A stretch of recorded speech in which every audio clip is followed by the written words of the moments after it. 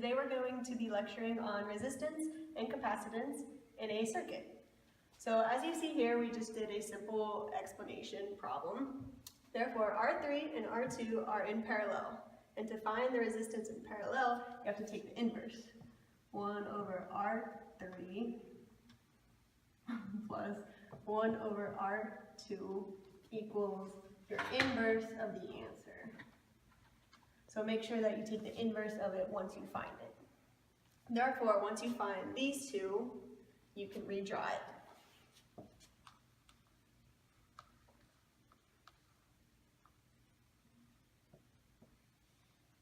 This will be the resistance in parallel, and this will be the R1 originally. This is what we call a series. In a series, you can simply just add the resistors as is. Therefore, it'd be the R parallel that you found earlier plus R1 equals your total resistance. And that's simple. Hello everyone, my name is Cheryl NT, and today I'm going to show you how to add equivalent resistors. Now, as we learned earlier today, that resistors in parallel are inverse, so it'll be 1 over R. And resistors in series are added straight throughout. And as we have our example here right now, I'm going to show you how to do it. So first off, we're going to add these 3 resistors in parallel. So it'll be 5 inverse plus 6 inverse plus 7 inverse. And after you add those in the inverse, you always want to make sure to inverse the answer you get to get the actual answer. And so these 3 resistors in inverse is 1.96 ohms. And ohms is the units for resistors. And so after you add these 3 into resistors, you want to add this one into a series to make this simpler on this part. So it'll be 1.96 plus 3, and that'll give you 4.96 ohms. Now after you finish that part, you want to do the same thing how you did for this one with this resistor. So that'll be inverse of that answer plus 2 inverse, then inverse one more time, and you'll get 1.426 ohms. Now since we're done with this top part, we can focus on the bottom part right here. So we're doing the same thing on this one as we did on this one. So it'll be 5 inverse plus 6 inverse. And remember to make sure you hit the inverse button one more time. And that'll be 2.73 ohms. And after you finish that part, you want to add a series. That'll be just plus 1. It'll be 3.73 ohms. Now since you have finished everything else and have this one last resistor, it can be redrawn into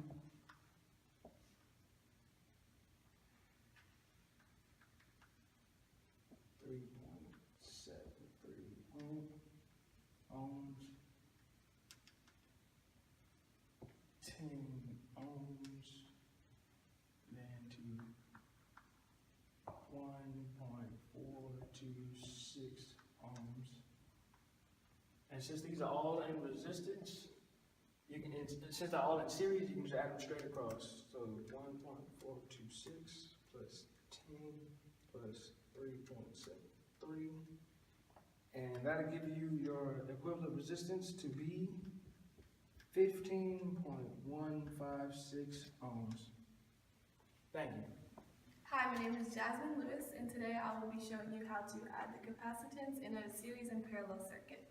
Now, don't get confused with the capacitance symbol. It's similar to the EMF with the 2 parallel lines with the EMF. There's a long side and a short side, and the long side is a positive side, and then the short side is the negative. Now, with parallels capacitance, you would simply add them straight together. So C3 plus C2, and that will get you this, and you want to redraw your circuit. And now that you have them all in series, now with the series you add them inversely. So it will be the inverse of this C32 plus the inverse of C1. Now once you get that answer, you have to inverse your answer that you got adding those together. And it's similar to the resistance, but with resistance, you do the completely opposite. Hi, my name is Wade, and we're going to solve the total capacitance of a circuit. First thing that we want to do is we want to have equations to solve these capacitance. So it's going to be in two different equations, series and parallel. The equation for a series is going to be 1 over CEQ equals the summation of 1 over CI. And for parallel, CEQ equals the summation of CI. So all you have to do is just add them together. So first we want to break this up into different components that we can add to make it a more simple circuit.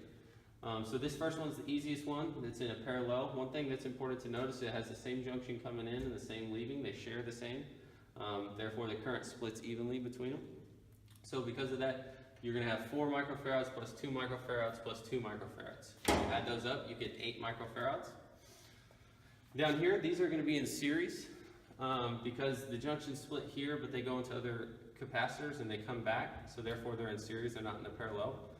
So you're going to add these two capacitors together, but when you add those, you have to take the inverse of both of them, add those, and take the inverse of that.